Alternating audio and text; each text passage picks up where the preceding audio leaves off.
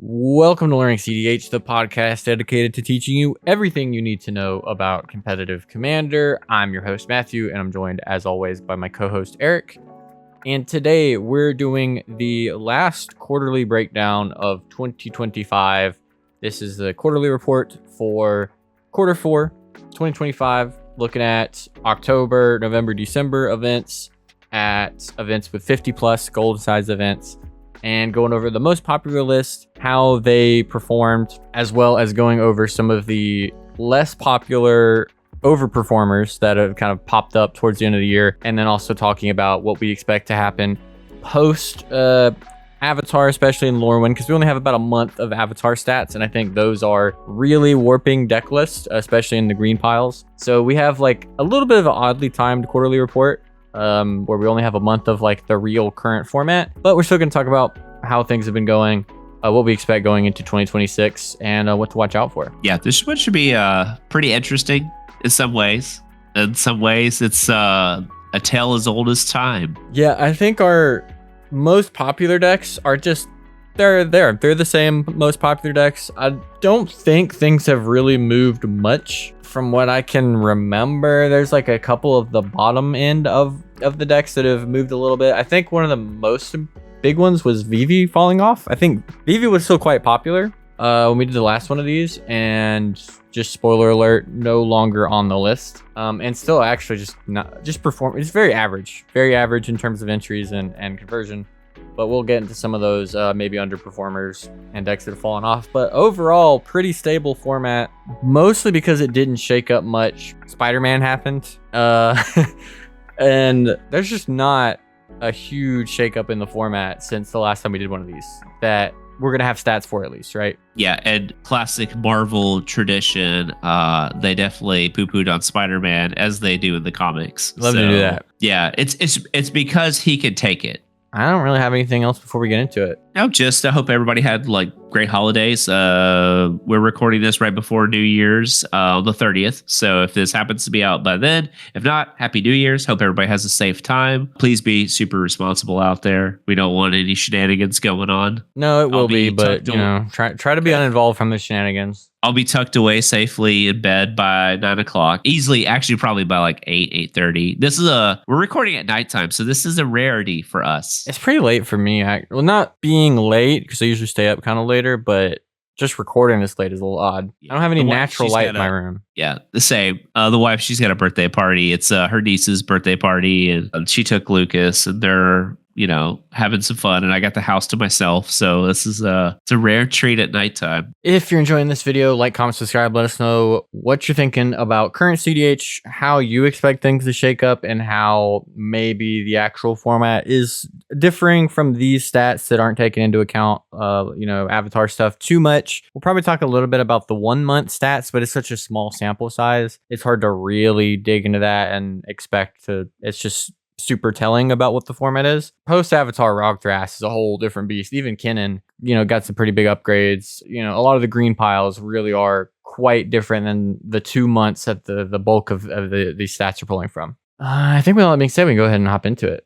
Use the link in the description below to download Whatnot, and you'll get $15 to use to buy Magic singles, sealed product, get anything that you want, really. There's no limits. You just get $15 on the account for free just for signing up. Use the link in the description below. Give Whatnot a try.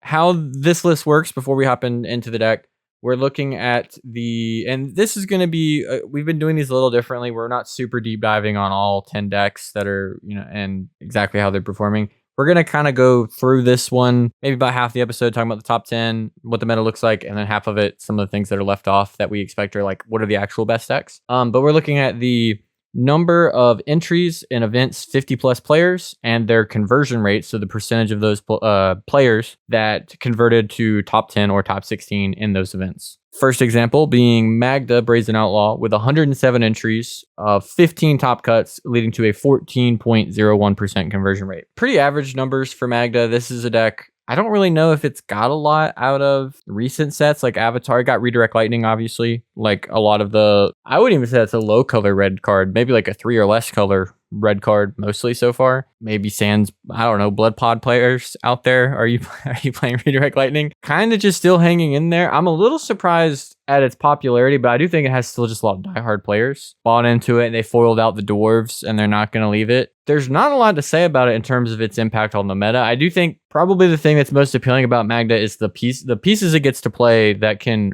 be good around most things right now. It's like the only deck in the format I think can actually, or one of the few that can justify things like Damping Sphere and other kind of like hate pieces. Some of them even run like Null Rods, get into a weird space with those, but they do run it. And Graph Digger's Cages, occasionally they can run pieces that they're able to get around. It's just one of the few decks that can actually justify playing some of these stacks pieces that hit both the creature part of the format and the turbo part of the format, which are kind of the two pressures on the format right now. Yeah, and even though these decks are very different, they still do very much similar things. They play like from their deck quite often.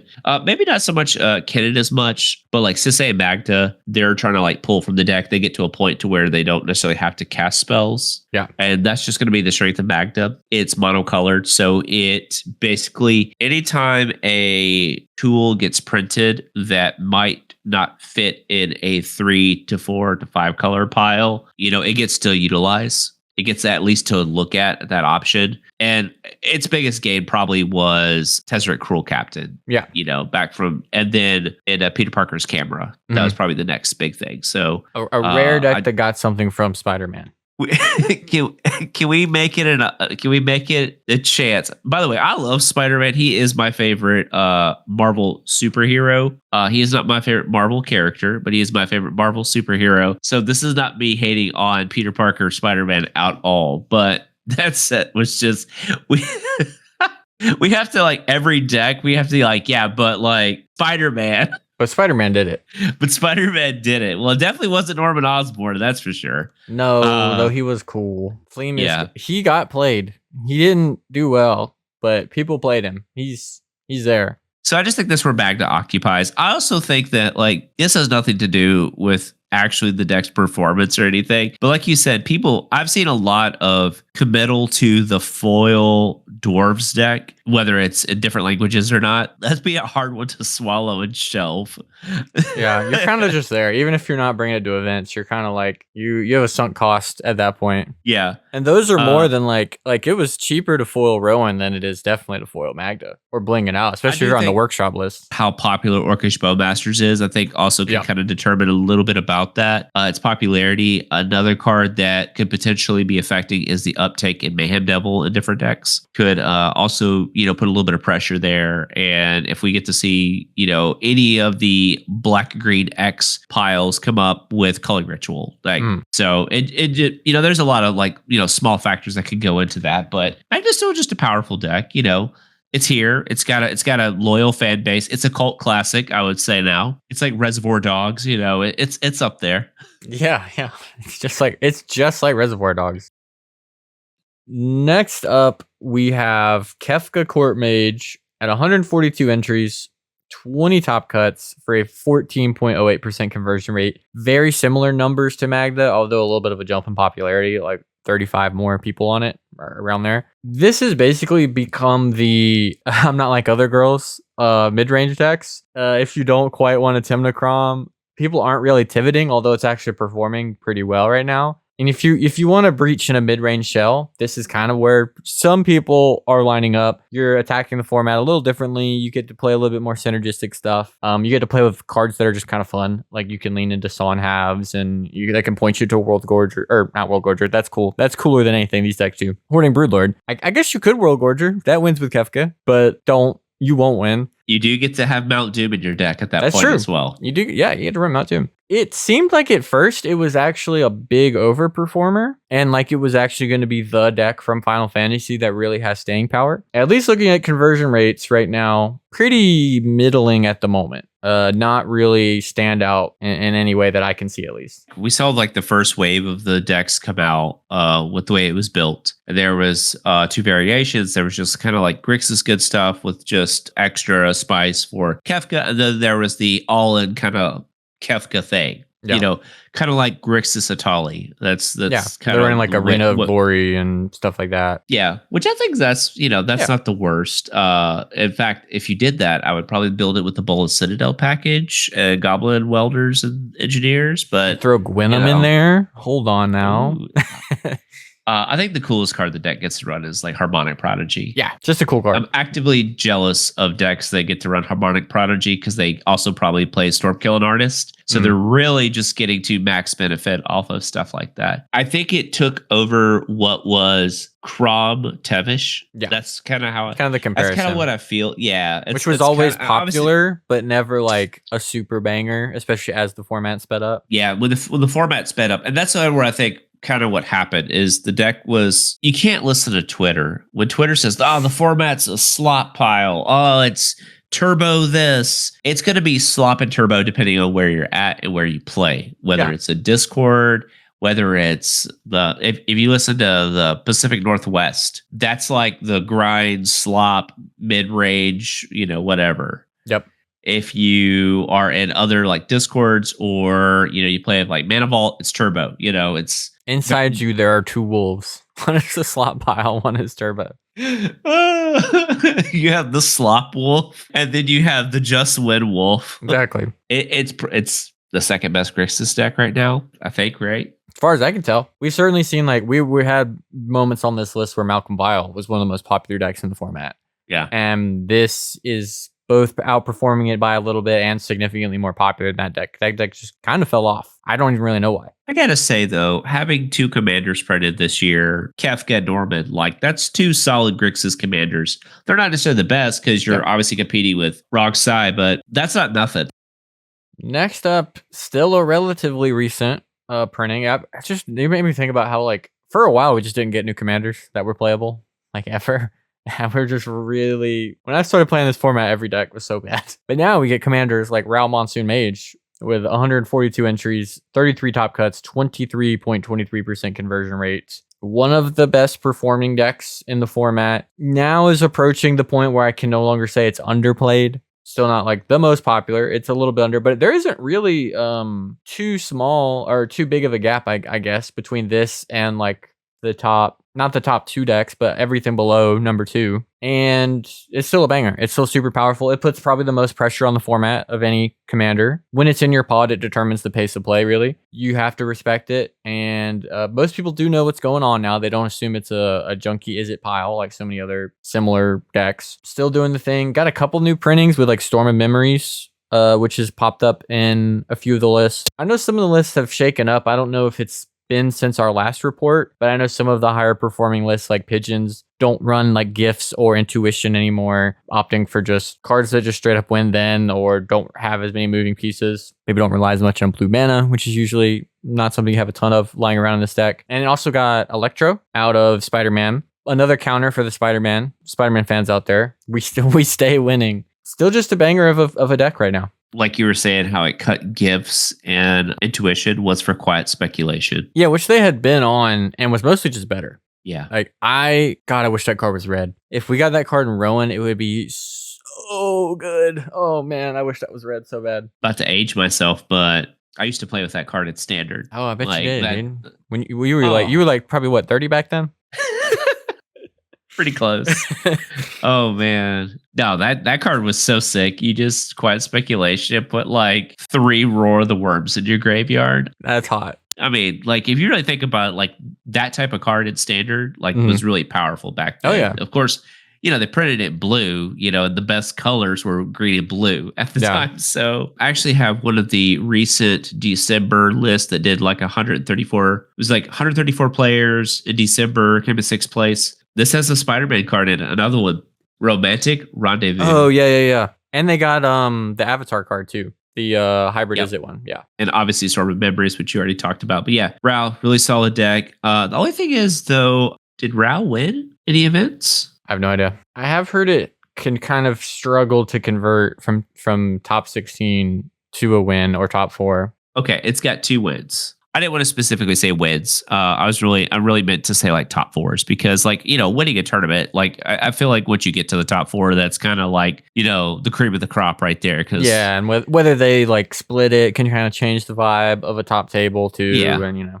but still potential. I know it is one of the higher win rate commanders and like actual winning games. It is not really drawing its way up into top 16. It is getting its 3 point whatever wins on average and getting into top 16 by just jamming turn 2. That's awesome. Now, Rao's a sweet deck. Like it a lot. It is worse than Rowan though, so keep that in mind, guys. Next up, hey, I mean, we'll talk about Rowan later. We'll talk about Rowan. Next up is a little bit of a fall off, kind of expected, but little bit of a fall off, and that's with Etali. Jump in popularity, which is to be expected after some big performances, and just a super popular, appealing commander. 187 entries, 26 top cuts for a 13.9% conversion rate, which is the lowest on this list, but not dramatically lower than Kefka or Magda. They're all about in that same range. A few decimal points off, but it is the worst performing commander we're going to be talking about today. So, what's interesting about Etali? That whenever it's in top 10 or just its consistency, it's got food chain. It's a food chain deck. It's like you don't ever see any other food chain commanders like pop up in like the top 10 or even like, top 12, top 15, hardly. It really helps when food chain on its own is broken with your commander. With no squee or Miss Hall Griffin even in the picture. Just, hey, this lets me do my stupid broken thing again for 1 mana functionally, right? That card just wins the game usually. It's like, oh, and I hit a creature off the Etali flip. Now I guess I'll go again. And then, it's actually just a good card in the deck. That helps a lot. Whereas it's I wouldn't say dead, but in especially development focused green decks, it's not usually the thing you want to do for value, though it does come up. We saw it in like, the semi-blue and like and we're starting to see like decks like Helga that have that similar to that approach. One, it's a food chain combo deck, and then also it can just kind of run food chain and use that to chain into creatures to draw more cards off of your commander. But we did also get Aang at the Crossroads printed. Doesn't have enough stats to be on this list at all because it's an avatar commander, but is another food chain commander that the lists that I've been seeing that are doing well just don't even opt to run it because they don't want to deal with food chain. Yeah, also Lemora. Lemora is another deck that uses food chain as just also not only as like a combo piece, but also just to like value out the Lemora because it's not running an Eternal Scourge or anything like that. But no, I just think that's kind of neat. Etali's going to be. It's so beloved. It's such a sweet looking card. Like, and it's very focused. It's gonna like kind of like live or die based on the texture of the format and how it's going to go. And for a while, like I thought Etali was a great one. It won that massive tournament back in the summertime, right? Like Steel City Open. just jammed into things. And I don't know. I think certain decks can jam and certain decks can't necessarily jam as well, even if they're jamming into a Ristic Study. It's a little bit different when you're saving mana. But, I've definitely gotten got by Etali. I've also seen Etali just like do all the rituals and they're like, all right, Etali, then they're just like, Force of Will. It's like, okay, cool. Well, all right, well, it's a 3-player pod now. So. What you really don't want to see is the Etali's good, MBT the stack from Etali, Phantasmal Image. Oof. Which is what I'm trying to do every time I see Etali in the pod. So you're on Mindbreak Trap? I am in my deck that also can run Fimage. In Rowan, I have to. My only game against Etali, I snuffed out their Sticker Goblin with a trigger on the stack, and that was enough. That helped me there. After giving them a game-winning tutor off the top of my deck, a reasonable Etali matchup, and then you can like, especially if they're running dorks like Orcish Lumberjacks, you could just kind of ping them down and kill them or whatever with all your removal. But the top of your deck is just like you can give them a Peer into the Abyss, right? Which is not the spot you want to be in against them. And if you're like your double tutor cards or something, like that. Oh, like here's a illicit shipment, double demonic tutor. I will say the thing that stands out about Etali, there were 2 decks this year that really I heard people kind of really trying to address in their deck building and trying to have answers for. And it is Etali, where people are like, okay, I'm going to start running Bexing Bauble. I'm going to go back on Dranith. I'm going to run this. I'm tired of losing to Etali. And it was Rograkh, especially when that deck popped up around like April and started getting really popular. Those 2 decks, both, I really heard people kind of being like, okay, how do I stop losing to this? And it seems like Etali has seemingly been answered a little bit easier, and it has like maybe the inflexibility of some of its game plans has led to that being more reasonable expectation. And then also like you can't super pivot your Etali build around some of these things. Like we saw them start running more Disenchant style effects. But you can only do so much for your commander that's trying to generate 7 mana as fast as possible. You can only change so many things before you no longer are doing that as fast as possible anymore. Notably, you mentioned Lemora, and that deck is still fairly popular and actually doing a little bit better than Etali. It's 17% conversion rate. Got a lot of new tools this year. Green, just in general, lots of new stuff. Just for a real quick update on the Etali builds, they did get access to Last Egg Kai. Is that how you Last say Agni it? Kai. Or what is that? Agni Kai. That's like I immediately thought of it and I was like, oh, that's the Dargo card. It is. And then Redirect Lightning. And they got, Redirect Lightning. And then I believe, I don't know if all of them, but I've seen Cream of the Crop being played. Cream of the Crop. I don't know that one. So Cream of the Crop is from Morningtide. It is an enchantment for a green and a colorless. Whenever a creature comes into play under your control, you may look at the top X cards of your library, where X is that creature's power. If you do, put one of those cards on top and the rest on the bottom of your library in any order. Obviously pretty good with Etali, right? That makes a lot of sense in Etali. It doesn't really help you get there, but it does help you. That's a lot of selection for your Etali flip. And also the Cabbage Merchant. I don't know. I feel like Badgermole Cub actually would probably be pretty good in this deck. Yeah, it's probably on the edge for what they're doing. Yeah. For some, it's definitely not among their best starts, probably. Unless it is like, Landmox Diamond, Badgermole, Spirit Guide, another Dork. Obviously you can go crazy with that, but not unreasonable. Next up, we're looking at Tymna and Thrasios. 191 entries, 30 top cuts for a 15.7% conversion rate. Again, kind of middle of the road, kind of what we've expected with TNT. It just kind of sits around here. We did see it this year as high as the second most popular deck, if I remember correctly. Yes. It fluctuated around that 2 and 3 for a while. The resurgence, or I think of it as a resurgence, but I guess the first surge in popularity for Rograkh really pushed that deck down. I think a lot of the Thrasios players have moved over to Rograkh. A lot of the people who just want to play what they think the best deck is have gone back to Tymna Kraum after they switched to TNT. We've seen the decks get more synergistic. I do think they are uniquely poised to take advantage of Cabbage Merchant with some synergies they have, especially with Brewmaster. It's pretty sick. And just like the Golgari Pie, we've still seen some experimenting with like Razakat's list, mainly the Crave plays, kind of localish to this the Southeast. Just continue to be like one of the better performing TNT pilots. Jordan Drake also obviously playing that deck to a good amount of success. So it still has dedicated players. Overall, it's still kind of just where it was. We keep talking about what they could do next. There's some, tweaks in this and that, and it's just still kind of middle of the road, kind of dropping in popularity. Yeah, we'll see if the Cabbage Merchant tech and the Badgermole Cub. Now, I did see that a lot of them have adopted Badgermole Cub along with the Cabbage Merchant because they are on a lot of dorks. Obviously, it's kind of funny because one of your better dorks, it doesn't work, is Deathrite Shaman. That's a deck that I would like to take a stab at to see too. Like it has so much potential. Yeah, my head is in the Necropotence ad nauseum realm. Yeah, I played against Jorman on a list that was doing like Beseech, Necro, and like leaning more into like just Turbo TNT. Yeah, because we know we've seen a Sultai list. We've talked a little bit about it on here, but Matt's covered it before in his videos over there in Europe. Their name is Evan Cell. I'll call them Evan Perfect Cell. They're a Titan on Francisco Thrasios.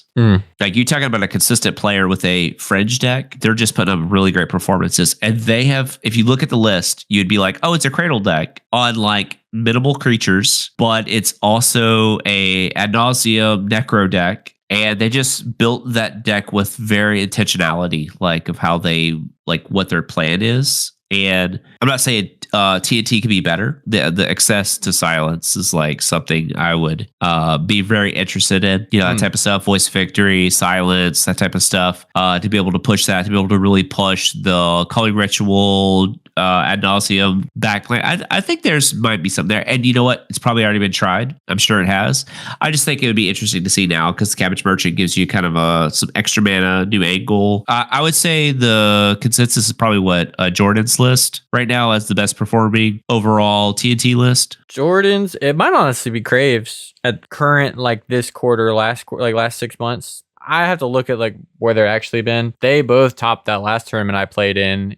Jordan was in top 4 with me. I think his list is really cool because Razaketh, Life Death nonsense with Soul Cauldron is kind of sick. I just kind of like all of that. Just leaning into like how good Entomb actually is. One of those two lists is definitely where I would point anybody towards. Yeah, and Jordan / the Monolith team. I know there's another player who plays that. They're on the Ouroboros collar stuff, which is really nice. So they get to utilize that as well.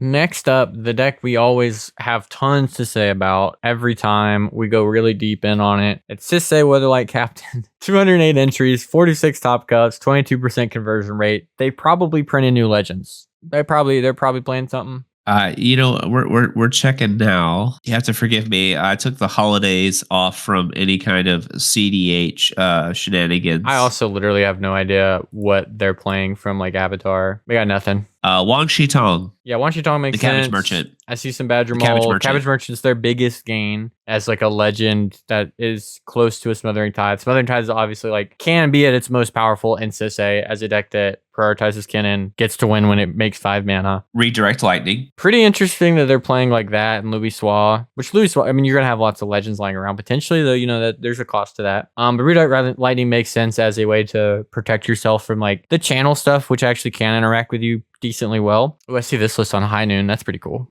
I'm telling you, like if you're not on the Badger Spider Woman train, recently still too. Spider Woman. Hey, here we go. Back to Spider-Man. We're up. Spider-Man gamers, lock in.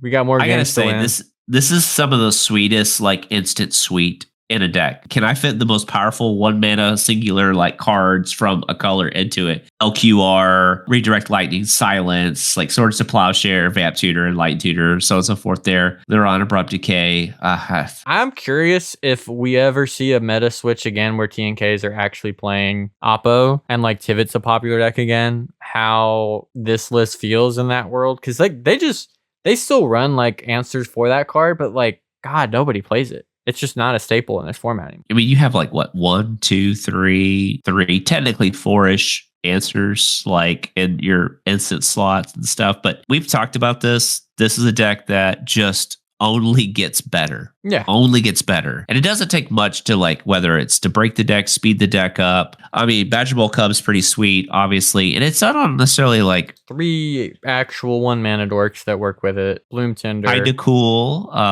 Well, it's on Enduring Vitality. So but yeah, also you're an Esika and Vitality. Yeah, you're an Esika Vitality. It helps out Savala even more so. Ruby. I mean, Badger Bowl Cub is, gosh, he's sweet.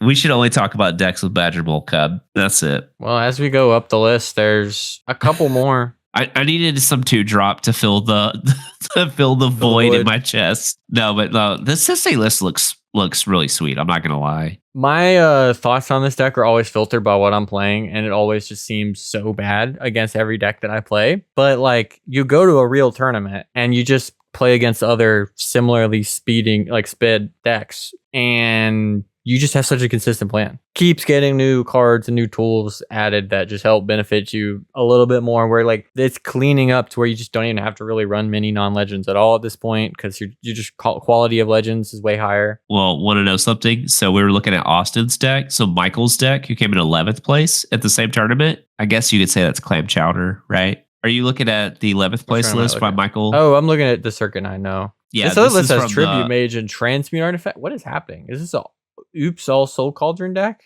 That's crazy. The 7th place one? Sylvan Scrying, Transmute, Sowing Micah Spawn. This deck's crazy. Yeah, so we just talked about 3 different decks effectively with all 3 different builds. Yeah, they're doing a lot more now. Yeah, the list I'm looking on, it's got your dorks, it's got your stapley stuff, Fairy Mastermind, Kinnan, Orcish Bowmaster, Thassa's Oracle, Chatterfang, Warren Soul Trader, and Peregrine Took. That's awesome. Along with the Cabbage Merchant. Obviously got some Deadpool action in there. Ska. Flood Caller. Storm Killing Artist is in here. It's your traditional like sorcery suite of tutors. A little bit more traditional instant suite also. Yeah, and then your instant suite fall by ad nauseum. And then 11 artifacts. I guess Mox Opal is way more justifiable now because of stuff like Peregrine Took or the Cabbage Merchant, Chatterfang, Warren Soul Trader to a degree. Tataru Taru, I guess. Again, 3 different ways to build it. No Necro, that one interesting too. Yeah, no Necro. I feel like if you're going kind of all in on that especially direction. If you're running Born Dark Ritual.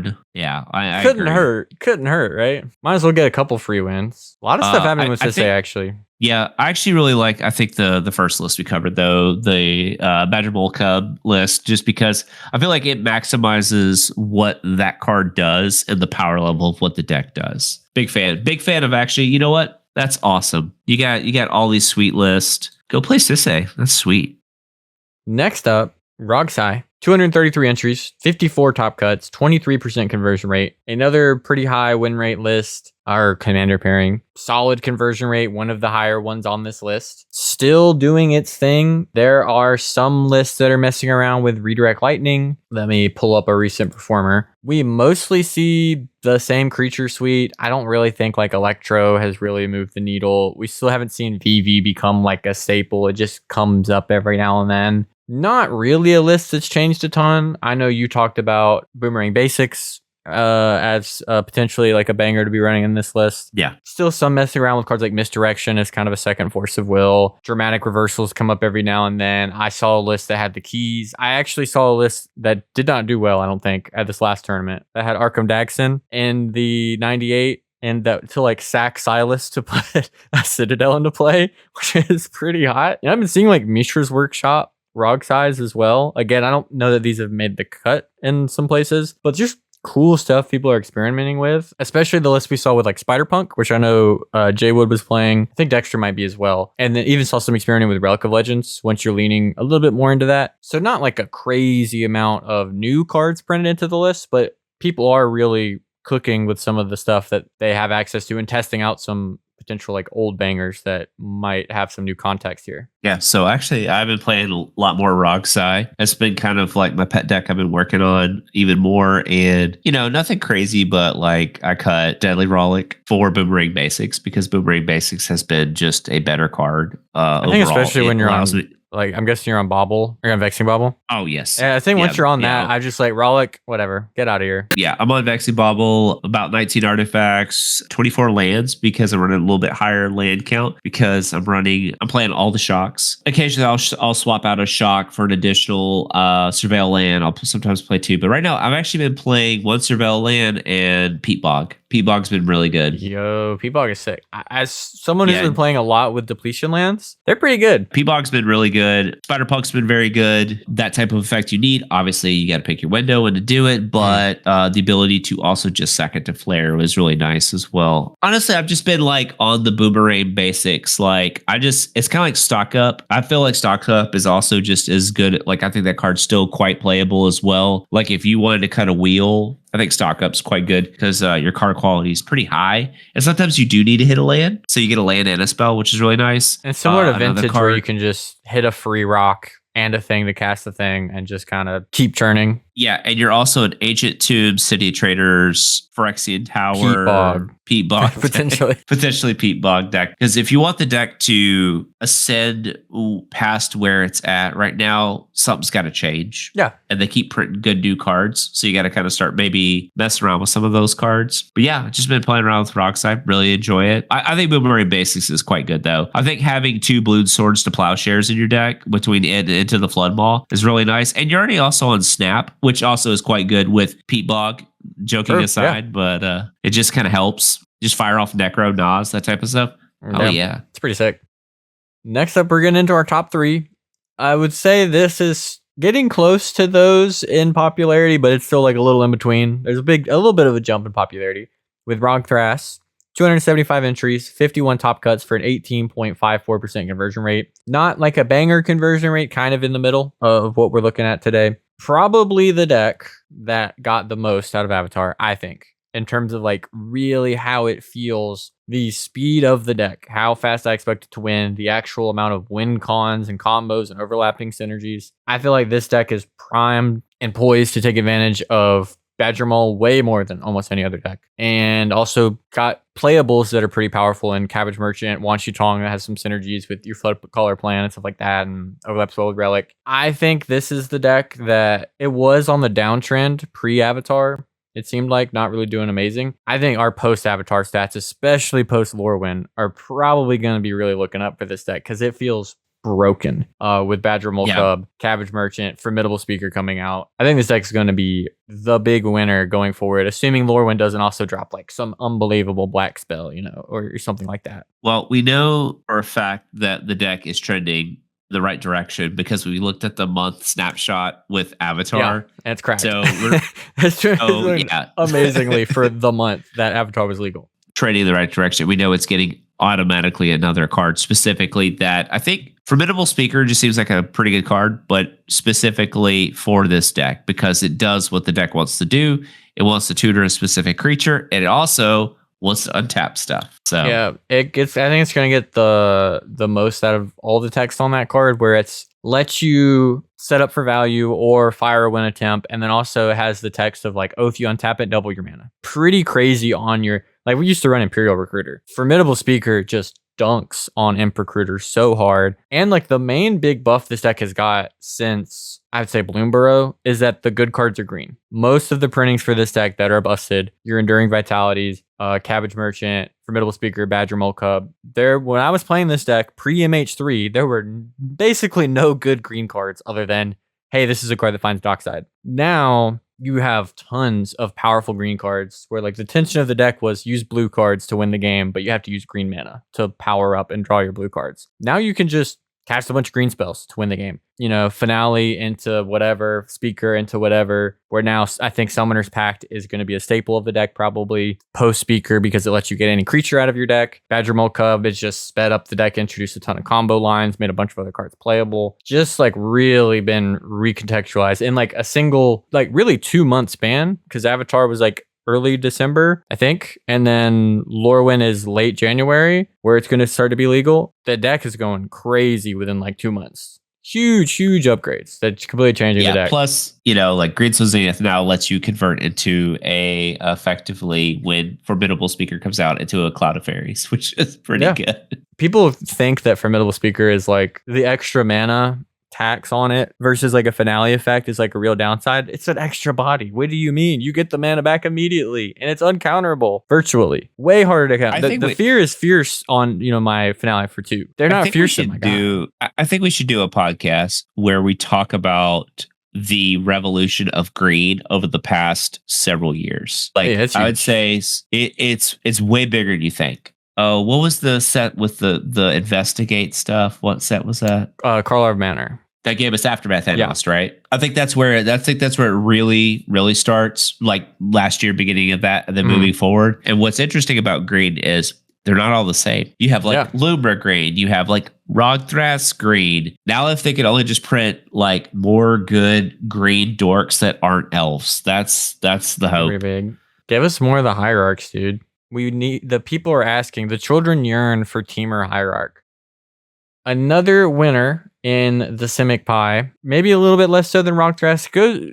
We'll have to see, but that's Kinnan Bonder Prodigy, 459 entries, so really big jump. Definitely a different tier in terms of popularity. 83 top cuts, 18.08% conversion rate, performing a little bit below Rograkh, but for quite a larger number of entries, seems reasonable. Slightly above average results. Got similar things. We are seeing some people run Badger Mole Cub. It cares much less about the land synergies and is more just, hey, this is an effect that stacks with Kinnan for my dorks. So if you care more about the dork side of the deck, which I have seen people like opt for way more artifact-centric Kinnans that aren't caring as much about the dorks, but if you do care about it, Badger Mole Cub, still fantastic card. I think cared more about the printing of Wan Shitong and Kyoshi, whatever the Serpent Kyoshi card name on the screen. And will probably still be a Formidable Speaker deck. I can't really see it not caring about that card. And another Cabbage Merchant list. Also a winner. A little less synergistic with some of the stuff it got, but it just wants to sit around and draw cards and make mana. It got new cards that let it do that. You know what's interesting? When I'm looking at like this particular Kinnan list, I think it won like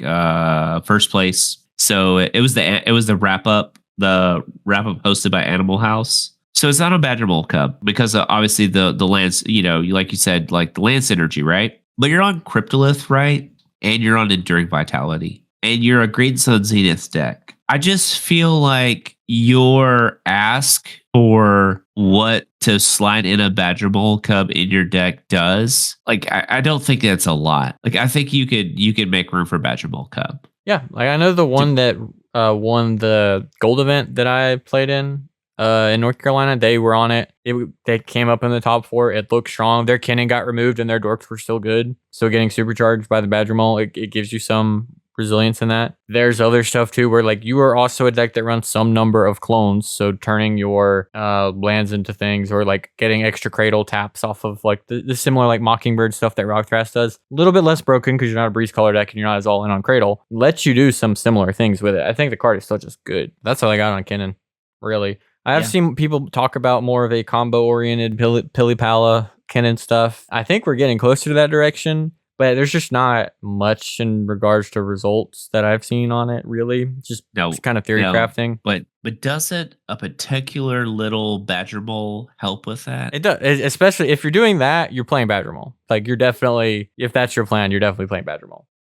You ready to talk about our final deck? It's Tymna Kraum. We did it again. I was going to gaslight people and be like, oh, it's Glarb. We've done it. Glarb. It's Tymna Kraum with another big jump in entries. This is, I don't know if it's the biggest gap, but it's like, it feels like this is a larger gap than usual. It's up to 681 entries. 11% of the metagame. More than 10% of people who played in cEDH tournaments were playing this deck. 25.11% conversion rate. So you can't fault them because it also had the highest conversion rate of anything we looked at. It's weird because when I'm playing against this deck now, I'm never scared of it or care what they're doing. I honestly feel like the deck hasn't gotten better. I also just don't accept draws. So I think that's part of it too, generally. Because it's something I told you before we started recording where I was looking at like win rates of decks, and TNK is right at about average, what you'd expect in terms of win rate from what I was able to look at. I think, but it converts really high. So to me, that means the only obvious answer to that is that they're drawing a lot. Well, they have the tools to draw too. Yeah, they're really well set to just like, hey, I'm going to show you a flash enabler. You have to counter one of our things, so let's draw. Or, hey, I have a silence for your win attempt. I have Worm Chant for your thing. I run a bunch of interaction. I've drawn a million cards. If I untap, I have Breach. You guys just want to draw. I think especially the people who aren't going to like tutor for turn 2 Breach, they're probably going to end up drawing more than like if you're tutoring for value when you could in this deck. I don't know. When I play the deck, I'm just trying to Breach turn 2. And then if it doesn't work, then I'll play Tymna, and then I'll play Kraum. I don't know the average TNK experience because I don't play tons and tons of tournaments where I'm seeing them a lot. But whenever I see it, it's just like, I don't know. They're just casting spells over there. And obviously it's doing well, but my personal experience with the deck lately, I still have only lost to one person in a tournament on TNK post-ban. And it was pretty recent. I don't know what I think about the deck right now. But I'm also Rowan pilled. I don't think Ristic Study is even a good card right now because the last 3 events I played in, I'm playing Rowan and Ristic Study just sucks. If people tap out for Ristic, they're just dead. All right, let's take a quick look at just one that's done well recently. Let's see. From the Vault had 4 TNKs in top 16 at the Vault. Okay, there were. Might have been. All right. There were 7 at the Animal House event that you were talking about. This is a more mid-rangey list. They're on Opposition Agent, Wan Shi Tong, Clever Impersonator, OBL, Ledger Shredder, Flame Scroll Celebrant. So this is looks very Tymna-esque. Yeah. 18 creatures. Flash Photography. That's a banger. That's pretty cool. No ad nauseum in this list. It's a Commandeer. It's on Commandeer, really Gifts and Given, Intuition. That's pretty Redirect Lightning, Copy Enchantment, Mirror Maid, obviously your normal Smothering Tithe, Underworld Breach, Mystic, that type of stuff. 12 artifacts, Mox Opal. No professional Facebreaker. Yeah. Very interesting. It's a very interesting list. Pretty cool. And that just shows, look, we've talked about this before. That just shows you what TNK can do, right? Like the shell can be 15-ish cards off from the typical TNK shell. And it still just is TNK. It just still has really good high card quality overall, even though it's playing Flash Photography, which, okay. You can tell this is a meta because the list that I pulled up that came out from under it is also on the Oppo, Flame Scroll Celebrant, Wan Shi Tong, Clever Impersonator, Flash Photography. They figured it out. Maybe they broke. Maybe they figured something out. Oh, Snuff Out? Oh, Matt. Oh, they're stealing your tech. I've been thinking about Snuff Out, and like if I was playing Tivit, I'd probably stuff like that, like 3 color piles. They're not bad. Oh, the Flash Photography list. I mean, that's sweet. That's pretty cool. Yeah. Cool. I did see Sam actually wasn't running that. After he hyped it up. Yeah. It wasn't playing it. Well, he's got so many good cards. He had to make room for Hope of Gearperd. True. I don't think that one's bad. I saw other people saying like, well, you could run any other 1-drop, whatever. I actually like a colorless 1-drop is kind of nice in your deck to just like, sometimes you just have a mana lying around and like I don't think he was on Relic of Legends in that list. Honestly, most one drop, especially like green one drops are close to colorless, but like an actual colorless one drop, if there were other ones with reasonable text on them, I'd probably play them. I don't know how Hope performed, but like it's kind of nice just to get another body on the board. I think I'd maybe want Xanad Swarm, right? Yeah, like I know people mention that. Is it time for that card to make a comeback? I honestly don't know. Maybe. I don't care about interaction. So generally, like I just don't think Rograk's so easy to interact with. So I don't know how good Xanad Swarm is. We just we're like, all right, yeah. Anyways, that's Tymna Kraum, folks. It is what it is. You know, there's not a lot to say. It's the most popular deck. It didn't really get a lot recently. That's like super unique to it. I will say the list that we just covered, those two specific top 4 lists, very different build. Obviously, the core is still there, but actively choosing not to go the ad nauseum route or the necro route and choosing a more robust plan overall. Yeah, Redirect Lightning was in way more deck lists than you probably suspected. So that card's great. That card's played very well. Yeah, and honestly, if your Redirect Lightning happens to line up with exactly either Nas or Necro as your only way to meaningfully interact in those colors, I think you just have to take those percentage points because, you know, I play it and I'm a Nas Necro deck. And a lot of times, like if I Nas or Necro that way, then I'm probably able to win or navigate through that. But if I'm just getting the value and drawing the cards off Corvold, those cards don't even matter. And then I just have Redirect Lightning, which is just a great card. I really like it because it protects against blue and white specific and black. That's what I really like about it. Something that Pyroblast, obviously, like, it protects against blue, but being able just to go, all right, that's cool. That's a cool Bowmaster pig. Get rid of it. Yeah. It's an easy way to get rid of the Bowmaster and just go about your life. Redirect stuff like Orlum's Chance, Otawara, Beseiju, what have you. So especially on more expensive commanders that just can't sit around with SWAT up all day. Yeah. I mean, I'm really excited about next month because, they're going to unban Jeweled Lotus. That's so true. We have insider information on the unbanning. Buy them now. Buy Jeweled Lotuses. Buy your Docksides. I have 15 Jeweled Lotuses. You should choose them for me. There you go. I have Japanese foils. He's going to sell them to you out of the kindness of his heart, knowing they're about to be unbanned. He's going to do it. That's right. Actually, I really do hope Jeweled Lotus gets unbanned. I'm not even, joking aside, like, whatever. Mana Crypt, stay banned. Obviously, Dockside's never coming unbanned. I actually probably don't want Dockside unbanned at this point. I don't either. With I don't how many, like, weird clones and stuff. We'd have to go back through all the stuff that's been printed that combos with it, too. Because it used to be every spoiler season was like, oh my God. Hey, guys, Boomerang Basics. You can bounce your Dockside and draw a card while you do it. Like, every spoiler season was just, this is good with Dockside. Yeah, you could play your Dockside, make your treasures, play a top deck tutor, the Boomerang Basics your Dockside to your hand, draw a card, your top deck tutor, and then replay Dockside, cast your ad nauseum. And I guess that's potentially coming up January, February, based on what they talked about. I think early. We'll next month we'll hear about early hybrid Q1. mana. We'll hear about potentially Ristic, Thoracle, any more unbans. I did want to also say, I've never really seriously played a deck that cared about J-Lo, I guess other than probably Corvold. But now that I'm playing Rowan, I'm down for the J-Lo because your turn 1 Rowan count is really speeding up with Jeweled Lotus in the format. I was thinking about that yesterday. I was taking Charlie, my dog, for a walk, and I was like, man, Matt probably really wants that card because that's like the lowest that's just land Jeweled. Like most of your other ones are like 2 for 1 in yourself to get Rowan out, in some way. Yeah, that's just land J-Lo. Keep a pain, like if you go, especially God forbid it's Tarnished Citadel into Bolt Land, but if it's Pain Land into Bolt Land, even you're just gonna win turn 2. Like you guys have to have removal on your turn 1 or you're dead. But I think it would be cool to potentially see like Malcolm take a tick back up, or even Najila taking a tick back up. Etali would be pretty happy with that card, right? Sure, yeah. I think Kefka would be the most annoying one, honestly. It's just the early Kefka's eating up your hands. What's the 5-color one that people play? The green one. The God card. Is it Esika or Eska? How do you say that? I say Esika. I hear Esika too. Esika. But that card, just stuff like that. Obviously, as a Corvold pilot, that would be just fun to be able to basically always play turn 2 Corvold. Yeah, big buff to Dargo too. That'd be a big buff to Dargo. I think that'd be cool. I don't think it pushes anything over the line. So Matt, what do you want to talk about real quick? We've got some decks that I think that were underplayed but way overperformed. Yeah, we ended up talking about the top 10 a little bit longer than I thought, so we might not spend as much time on some of these. Esika, God of the Tree, only 24 entries, but a 41% conversion rate. Huge. Like, super good performer.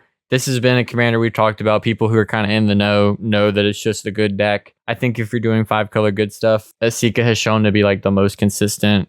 The floor of your deck being to get to accelerate from like 1 to 3 to 5, presenting like more consistent turn 3 wins. It's just pretty nice. I think if turn 2 is a privilege and that's the position you're in, then Terra is the best 5-color. Terra or one of the 2 mana commanders is the way to go. But I think in the current format, the way things are playing out, Esika just kind of is a really good floor for your deck to have. Has got new legends that are just playable and kind of just get a little bit of upside as you go. Just a really strong Nas, Necro, 5-color good stuff option. Yeah, and not for nothing, it did take down a pretty good size event. 168 players, European Championship Redemption event. Yep. Won with 4 wins, 1 loss, and 2 draws. So that's pretty impressive. But they're just good. Like Tataru actually looks like a reasonable Magic card in this deck. Wan Shi Tong actually has some like text over it versus it being a dork based on out of the command zone. Next one is one that I wish I was more knowledgeable about, and I know a bit about, but Arcum Daxon, one of the better performers also of the quarter. Similar entries at 23, 39% conversion rate. Has a really high win rate, I believe, as well. And we've seen a lot of like mono blue artifact stuff really just happens to do well, especially at these really big non-proxy tournaments, right? We know that like anytime a Black Lotus is on the line, that a Teferi player is gonna show up out of nowhere to win it. Like, take your Lotus, take your Twister. Arcum has had like back-to-back really good results at just top 16 at Frenzy. I think 2 of them top 4 at a large event, or maybe I want to say Fishbowl, something in California that was big. Fishbowl. They did really, really well. I do think this one is a little bit of Brewer's advantage. I will say. Basically, I wouldn't have known that until like I was at an event where it was doing well and talking to Arcum players and how it was getting wins. And it was a lot of trickery. I'll be real. There was a lot of like, I won't do this. Oh, I can't do that. Oh, I'm not going to win. And some dubiousness. But it Blue does, Mage is at the finest. But it does, very similar to Rowan, you do kind of have to not let it untap because it probably will be able to win in a way that you're going to really struggle to interact with. And it's pretty good at actually protecting its board. Like other commander-centric decks, depending on their colors, can kind of struggle to actually run things to actually keep your commander in play. But you're in mono blue. You have the misdirections, the commandeers, the force of wills, and you don't have to worry about what cards you're pitching basically. Though you are very artifact heavy, obviously. But you are synergistic, getting new upgrades all the time, can very explosively win, operating in a weird axis. And I'm going to guess that this is a deck that, like, if it got popular, would experience the Magda effect a little bit, but I don't think it would be as severe of a drop off because of its ability to just explosively win that a lot of those other decks don't have, like, based on the board if they can win. And it's not as weak to like as many incidental like hate pieces, I don't think. You get to just fall back on your blue. You just get to fall back on the best color in the game. You really get to pretend to be the good guy too because of that. Yeah. You're still just a mystic-ristic, force of will dot deck. Oh, I need counters. I need to get my mind break traps and stuff to stop you. It has really good interaction. Obviously into the flood maw. Dramatic reversal is quite good in this deck. Oh yeah. I mean, that's pretty cool. Could you imagine if this deck was like 2 colors? If it was blue That'd black? Be gross. It would be just almost any color Citadel. you had to it would be really gross. I don't want to think about. I mean, I like to see a blue black just because it can just to get balls to Citadel. It's still just another deck that's performing. And what's funny is it actually had like a win in a larger tournament, a bigger tournament back in like August. Yeah, so like even it's been doing well. I am interested to not see Tezzeret in this list. I feel like Tezzeret Cruel Captain would be a solid addition. Because he can untap creatures, right? Also, right? It's untap target artifact. That is a little surprising. I don't know. I'm not going to pretend I know more than the Arcum pilots, but it does seem like a card you would see. Next up is Rowan Scion of War. 26 entries, 38.46% conversion rate. It's cope. It's bad. Like Arcum, it dies to removal. I don't know. It's just been pretty good for me so far. And I'm not the only one. I'm only 2 of those 10. A lot of people experiencing the power of Rowan. There are more eyes on it now for sure. I mean, when you make a couple videos talking about how good it is and, show up and play it, more people are going to be aware of it. I don't really think it gets a lot of Brewer's advantage in that, like, the interaction point is very face up. Deal with the Rowan before it happens, before it untaps is the best time. Once they're fighting on the stack and doing stuff, it's kind of questionable when the interact. It's kind of like a lot of the green decks, like the big mana cradle decks, is like, okay, do I care that they're going from like 7 to 12 mana, or do I want to care about the next spell? But it, like, everything that they do, it's like questionable of like what you actually interact with, because you're just generating resources as you storm. Like, it actually storms similar to like untapping cradle shenanigans with Rograkh, where it's just like, I'm gonna go up cards and mana every time I take game action. Think it's obviously very strong. I really love playing the deck. If Swords to Plowshares becomes a combo piece and it's like a winning play to tutor for Swords to Plowshares and mulligan for it, maybe we're in a different spot. I really and I've heard Anthony describe it, this deck,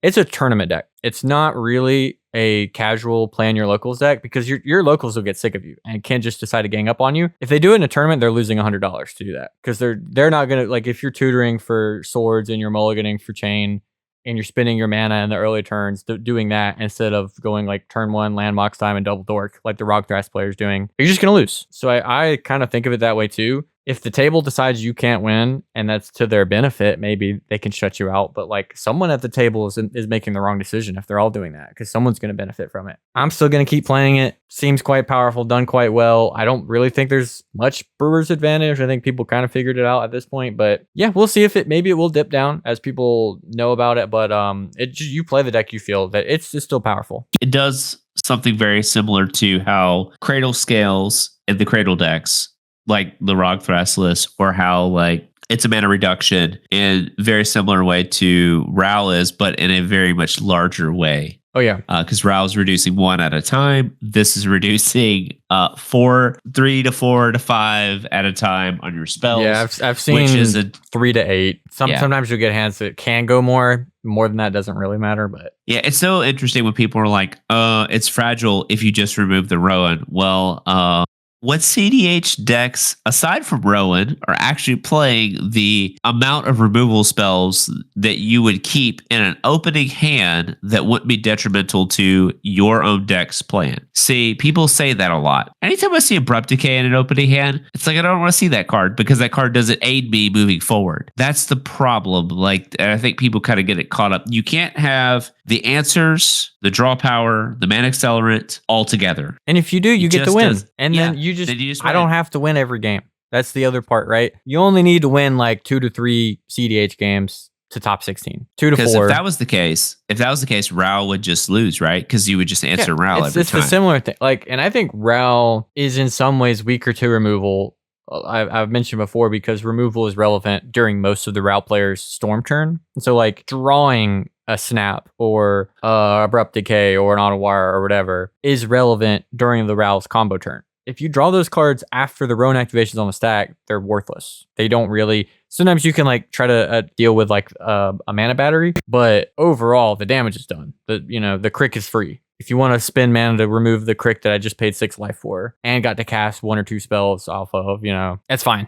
I just think we're in a really sweet spot, like overall in cEDH. I just think that's interesting that we can have all these different decks. Whether or not, like, I don't want to even be like that. Oh, if you're not playing the best deck, blah, blah, blah, blah, blah. What are you even doing? Like, not everybody wants to experience like cEDH the same way. A large part of our audience may not be tournament grinders. Like, that's not actually how this channel really first got started. By the numbers, they can't be. There are more subscribers I have on YouTube than there are people who have entered top deck events, if I'm remembering the numbers right, especially this last year. Like, the tournament scene is growing. There's still lots of people who just want to play, and sometimes they take their decks to tournaments and still do well, and you get to see lots of cool experimenting. But I think the format right now, especially versus where we were at last year, where we're just like, God, where do we go from here, looks to be in a really good place. I do, obviously, looking at these numbers, Tymna Kraum still seems a little alarming, but it doesn't feel bad in events right now. Like, the vibe that I'm getting in tournaments is that there's a clear kind of best pile to be playing, but like a lot of formats have, like a clear, like a kind of default thing to go to that don't actually ruin the game. Like, I don't think that pile of cards is ruining the cEDH experience. They're kind of just part of the defining gameplay and play patterns of it right now.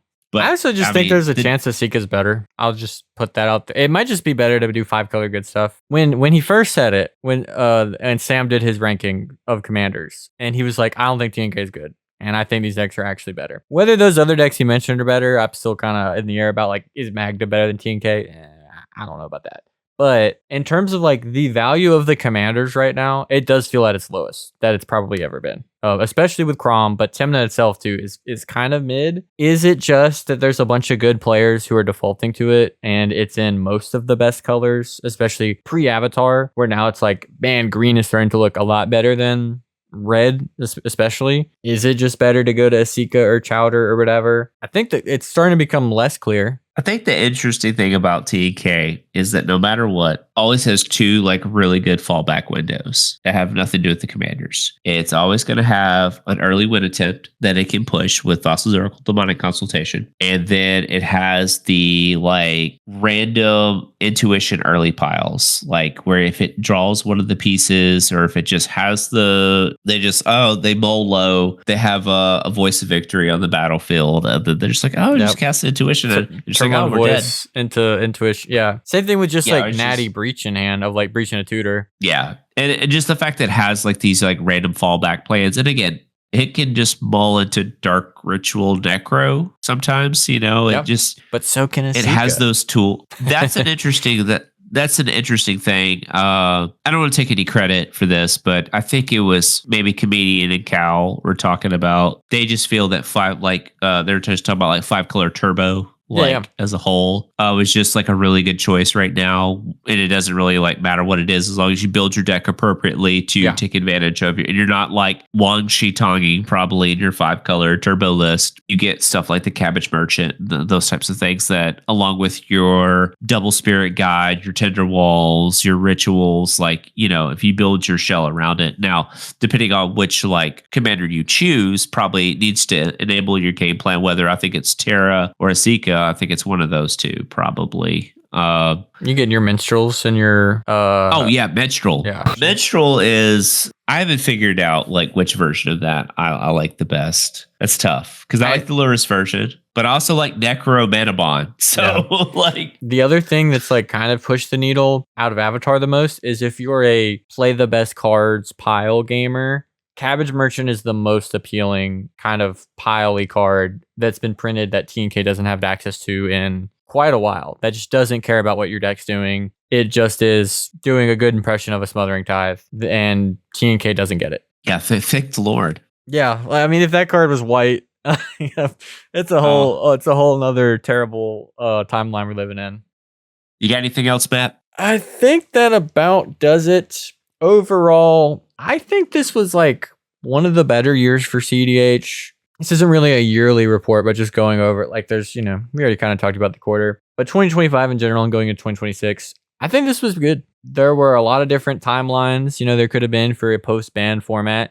And it was kind of bad at the start, and there were some big ups and downs with like, are we the most slop-pilled, nobody can win meta ever, where it's just oops, all draws. And sometimes it comes up, but we kind of bounce back from it. But overall, building in the format feels better, like deck building and brewing feels kind of better than it probably ever has. Tournament scene has some issues, but still overall feels pretty good. And there's a lot of TOs at least trying their hand at it. There's the CCS circuit, which looks like a crazy big push into the format and kind of becoming more serious as a tournament format. And I think it's just good that you can have a lot of different engagement levels right now where you can grind in online leagues or just play in your LDS and still kind of have a similar like access to top deck and software that helps you, and like lots more people talking about the format, and there's just more info out there and it's just more accessible. And I think it's in a really good spot. Yeah.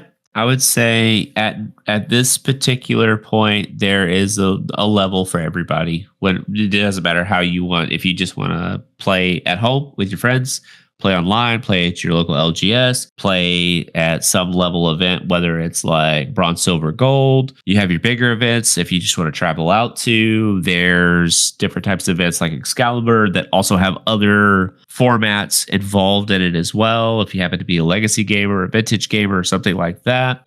You have your Lango circuit, you have Top Deck, you have the CCS events, you have some other stuff like locally or area based, regional based as well. It's definitely a great bounce back from the end of 2024. As long as they keep printing sets with powerful cards. That's been the biggest change, I think, actually, to the format is when sets get printed, I expect playables. It's so different than the digging through Eldraine and playing Okame Adversary, like playing Oko and, like just junk. And Mystical Dispute, that was it wasn't that long ago, that was a staple. Hey, let's not badmouth Eldraine. Eldraine game. Well, that's my earliest card. But that was like, oh wow, there's playables in this set, and it's a 4-mana 2/3. Oh man, I mean that is crazy. I remember, when we were playing cards like that, like a staple, or and some of these cards still see play, like Cursed Opulence, just stuff like that. Deafening where it Silence was that set. Yeah, just like auto include, not Cursed Opulence in that set, but when I went back and looked at decks